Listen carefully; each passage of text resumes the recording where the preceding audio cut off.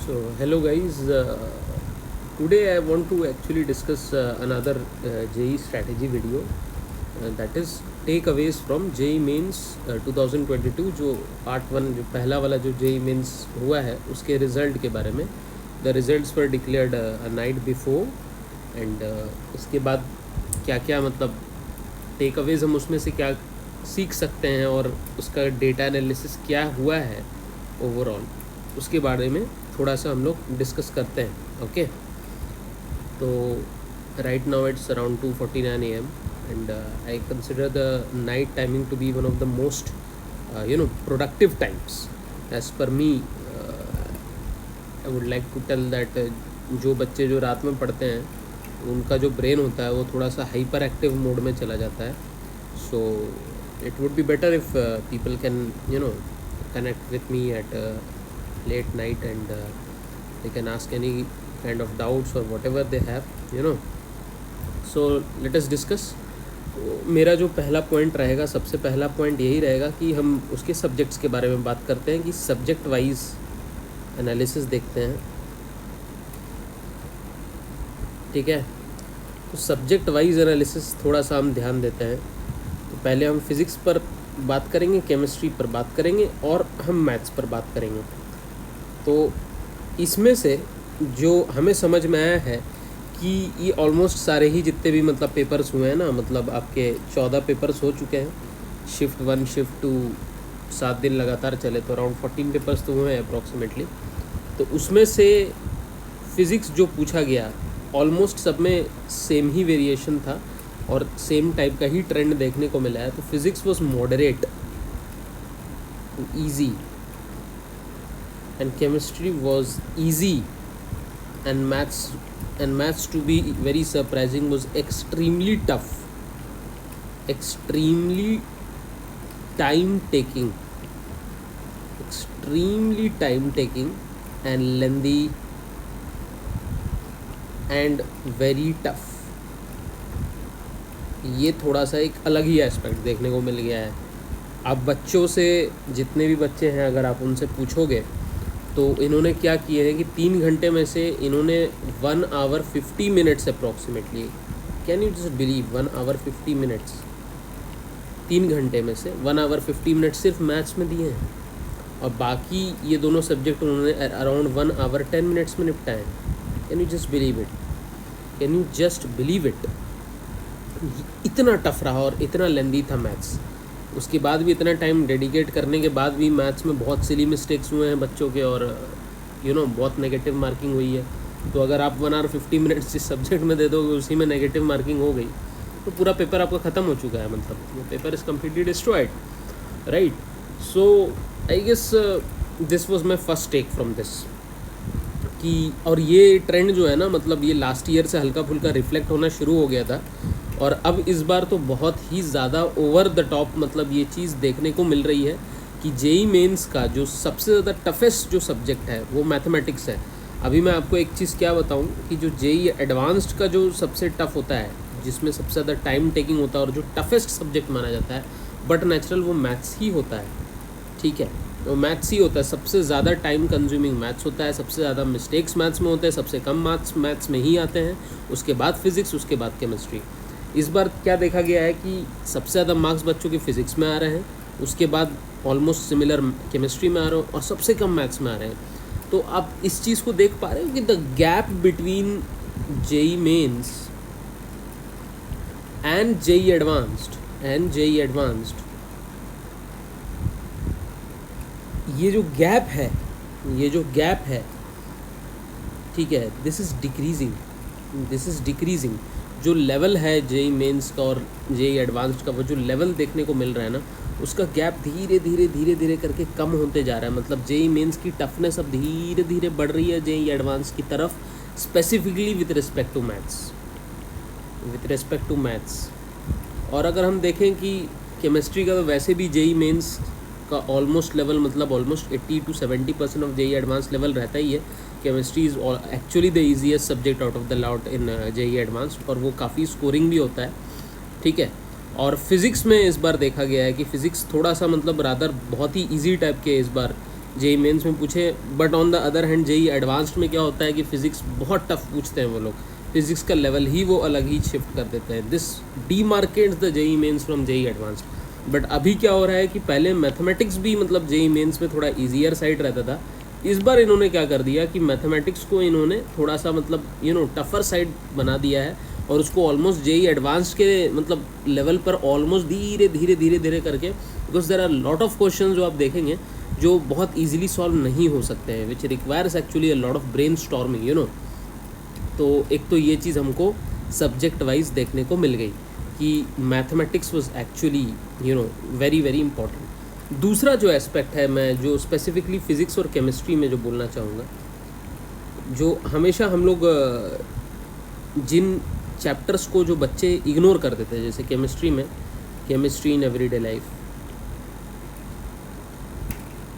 ठीक है, फिज़िक्स में सेमीकंडक्टर्स और कम्युनिकेशन सिस्टम्स।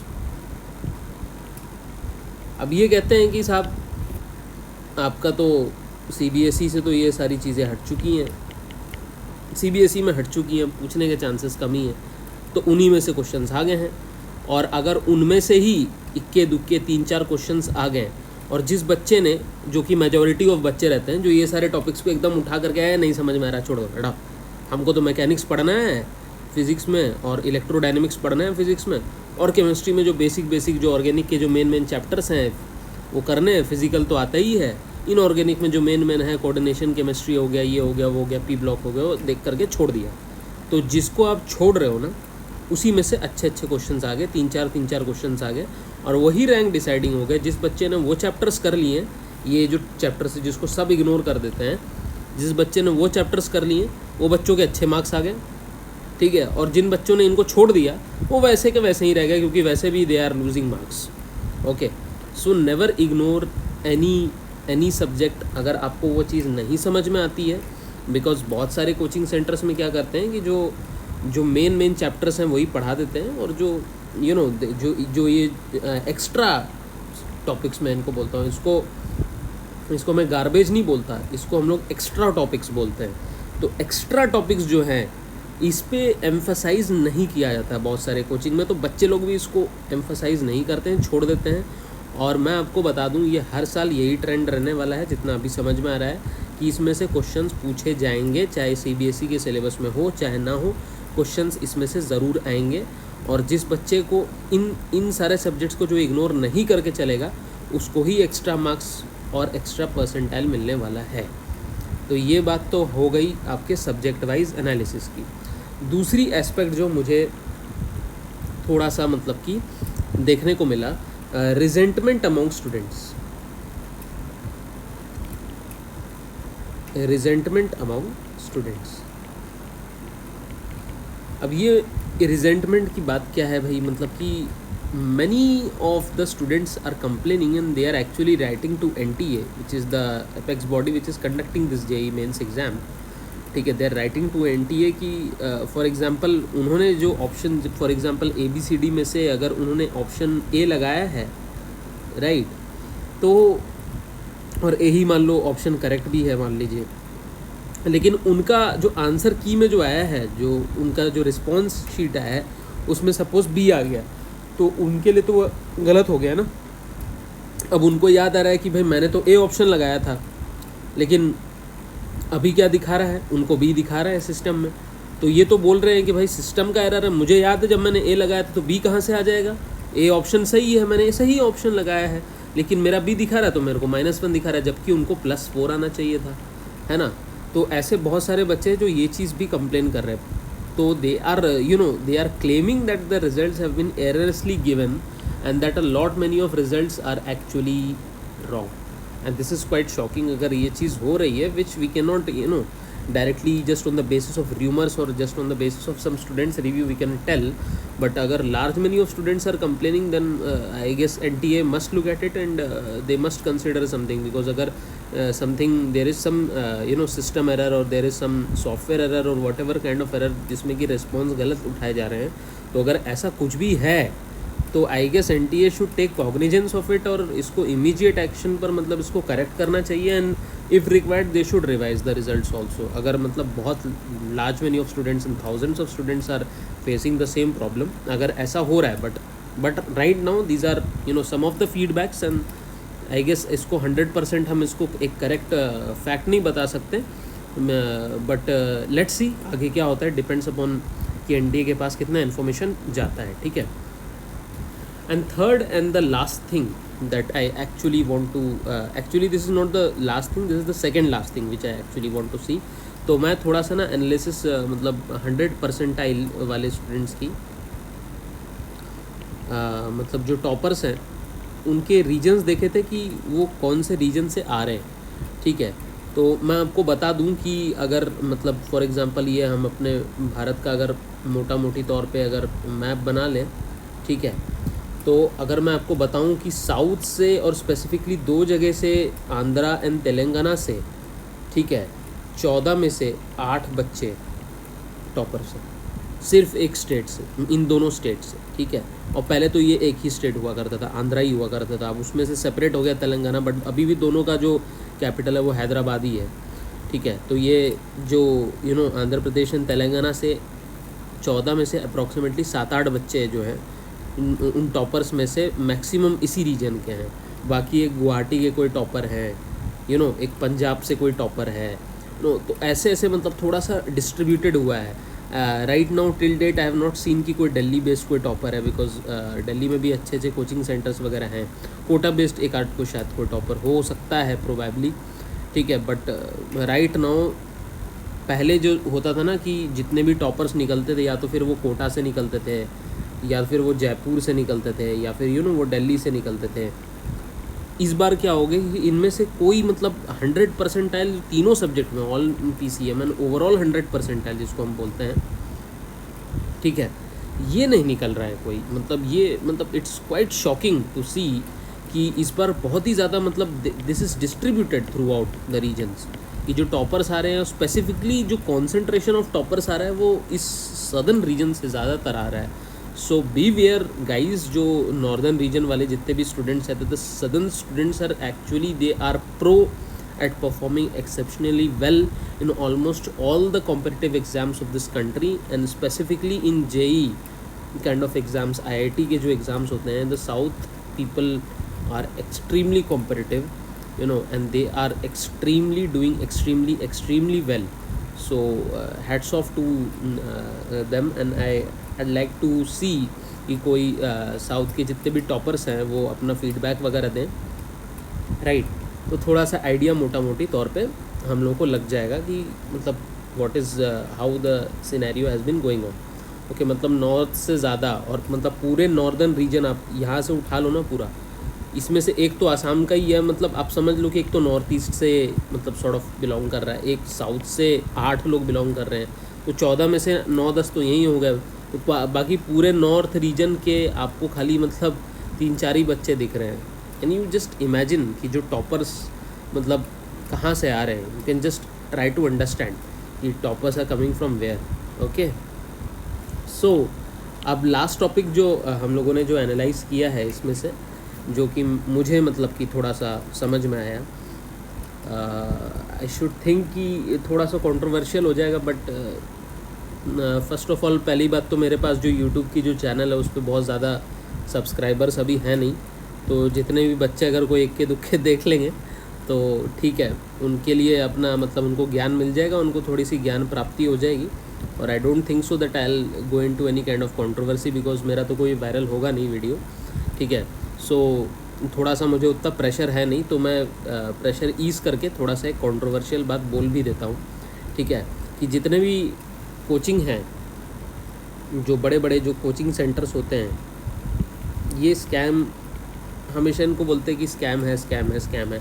इस बार थोड़ा सा हाईलाइट भी हो गया एक्चुअली ना, इस बार हाईलाइट भी हो गया. और मैं जो कोचिंग को है ना स्पेसिफिकली मैं ऑनलाइन को तो बहुत बड़ा मतलब यहाँ पर स्कैम बोलूँगा. ऑनलाइन स्कैमर्स के नाम से इनको थोड़ा सा बोल देंगे. ऑफलाइन को थोड़ा सा मैं कम भी मतलब बोलूँ scam sort of. And online को आई टेल कि जितने भी बड़े बड़े $1 billion कंपनीज जिसमें ऑनलाइन में, तो आपको पता ही है यूनिकॉर्न टाइप के कंपनीज है, 3-4 एडटेक कंपनीज हैं. सो कॉल्ड एडिटेक, एक है आपके 8,000 करोड़ वाले एक हैं, ठीक है, यू नो एवरीथिंग, उसका नाम लेना नहीं चाहिए, ठीक है, बट सबको पता है वो कौन से हैं, जो थोड़ा स्टूडेंट्स को इमोशनली करते हैं, बोलते हैं कि भाई हम बहुत ही कम फीस में आपको क्वालिटी एजुकेशन दे रहे हैं, ठीक है। एक है आपके जो बिग जायंट हैं, जो $2 बिलियन कंपनी है, ठीक है, and they are known for poaching the teachers, poaching of teachers they do, मतलब सारे बड़े बड़े कोचिंग से वो टीचर्स को ख़रीद लेते हैं, और फिर एक आध साल के बाद अगर वो अच्छा स्टूडेंट्स को नहीं ले पाए तो उनको they kick out them and they terminate their contract with immediate effect and they humiliate the teachers in a way, ठीक है। एक है आपके जो मतलब मास एक्विजिशन वाले कंपनीज़, जो एडटेक स्टार्टअप्स हैं, कि हर कोचिंग को उठा करके मतलब एक्वायर कर रहे हैं, ठीक है, और इक्के दुक्के मतलब ऐसे मोटा मोटी तौर पे एक और कोई यूनिकॉर्न कंपनी है जिसने अभी मतलब जिसने अभी they have laid off around 1,000 employees, and ये जो कोचिंग ऑफ टीचर वाली जो कंपनी है, they have laid out around 2,000 employees, तो 2-3 महीने में इन्होंने निकाल दिए हैं, ठीक है। और अभी जो रिलेटिवली जो इमोशनल वाले जो ऑनलाइन का जो चल रहा है अभी, जो 8,000 करोड़ वाली जो बड़ी कंपनी है, यू नो अबाउट दैट, ठीक है। तो और मैं आपको ये चीज़ बता दूं, इनमें से मुझे, ठीक है, 100 परसेंटाइल वाला, 100 percentile in all PCM overall, to be very shocking, मुझे एक भी स्टूडेंट नहीं मिला।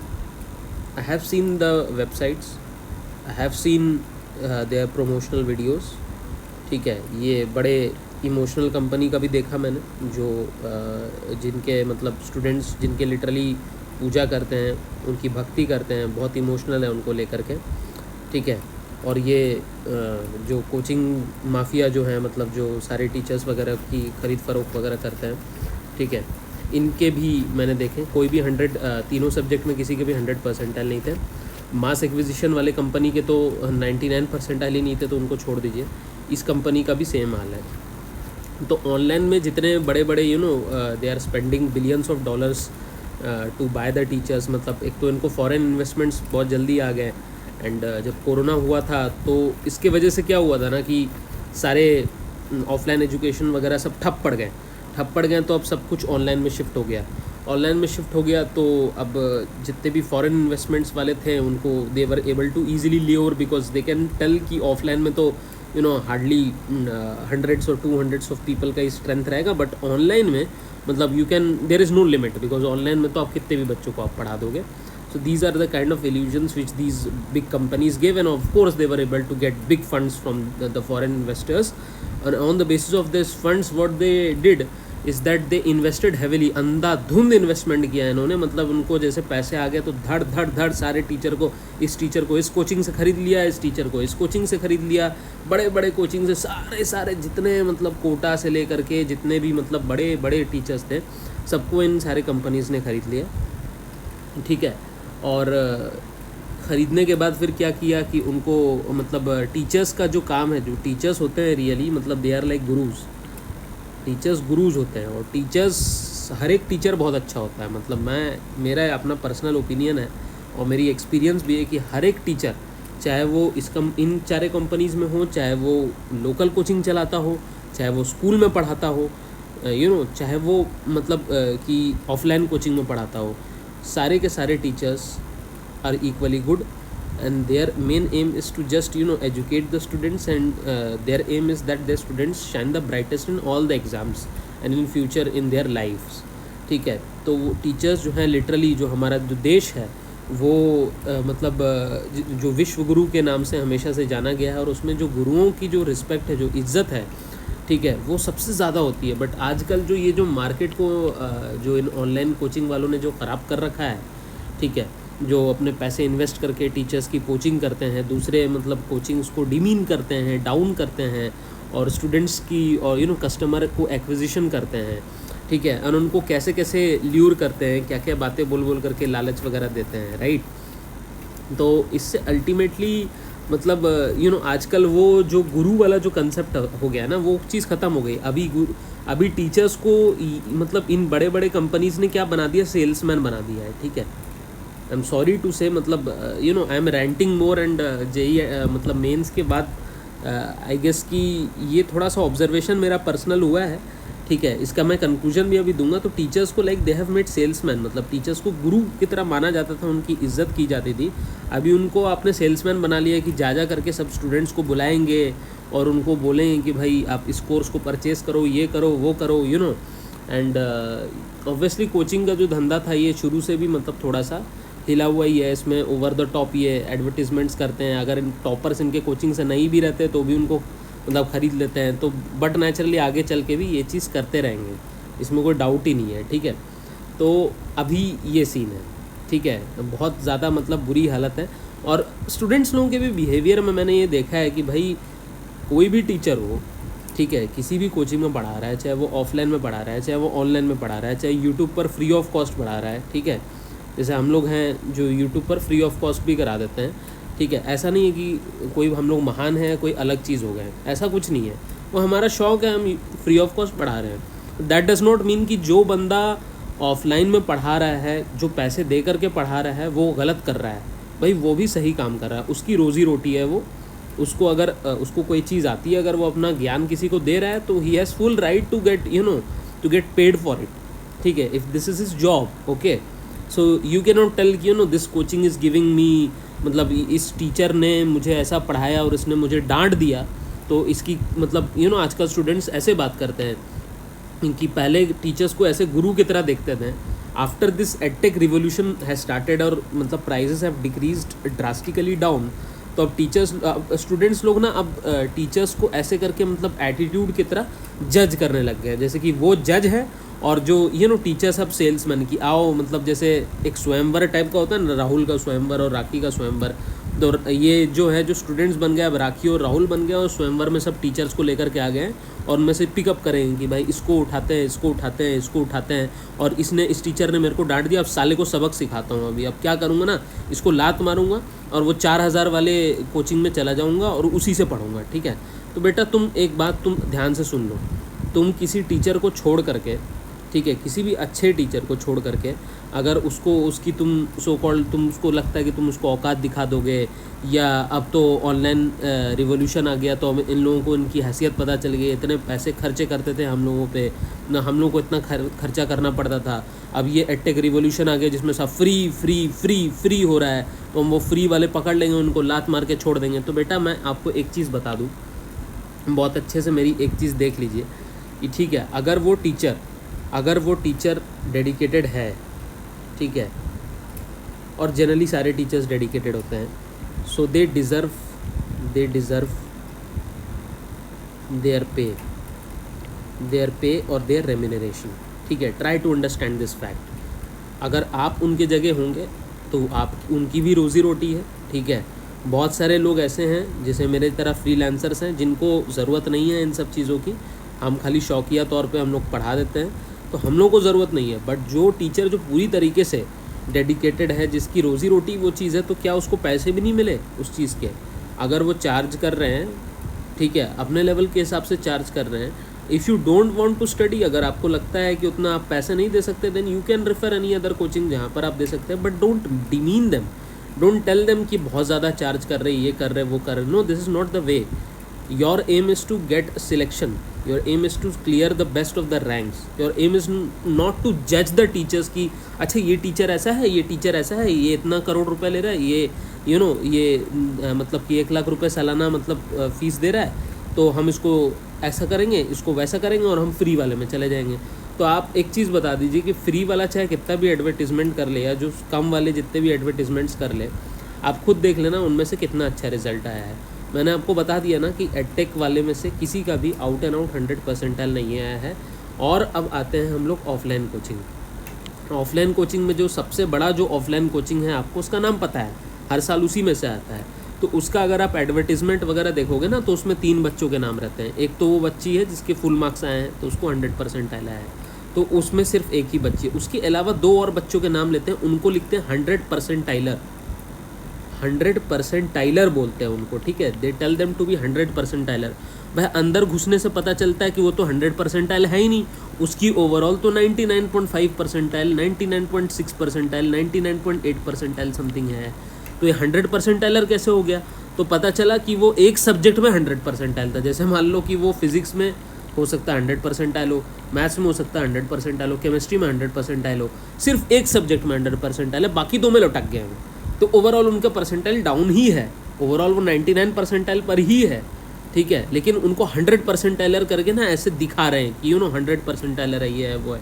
तो ऐसा तो सारे कोचिंग में है, ठीक है। आप टॉप की कोचिंग हो, अगर आप इस तरीके से मतलब मतलब लोगों को मिसगाइड करेंगे, आप उनको 100% की तरह ट्रीट करेंगे, तो ये एडटेक में भी 100, फिर तो 100% की कमी थोड़ी है।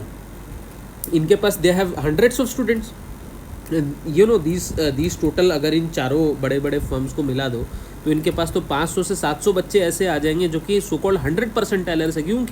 क्योंकि भाई साहब उनके पास एक ना एक बच्चा ऐसा है जिसको एक सब्जेक्ट में 100% है।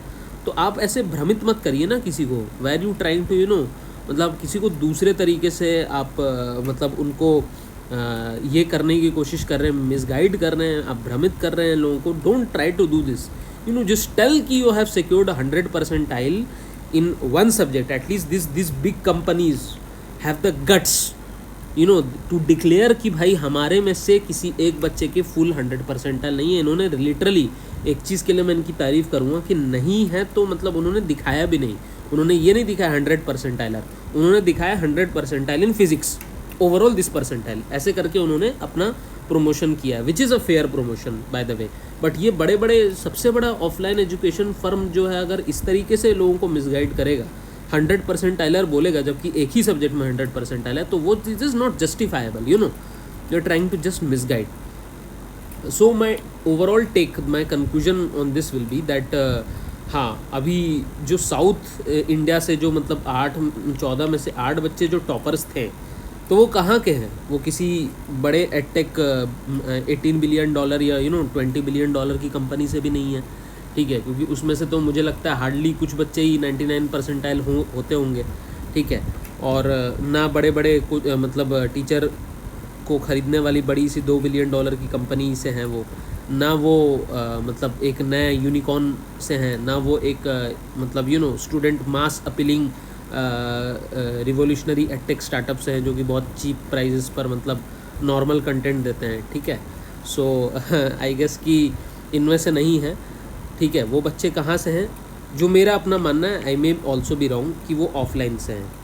और ऑफलाइन जो अच्छे अच्छे कोचिंग सेंटर्स में जो है, आपने नाम सुना ही है, सबको पता ही है कि कौन ऑफलाइन में कौन कौन से अच्छे कोचिंग सेंटर्स हैं साउथ में।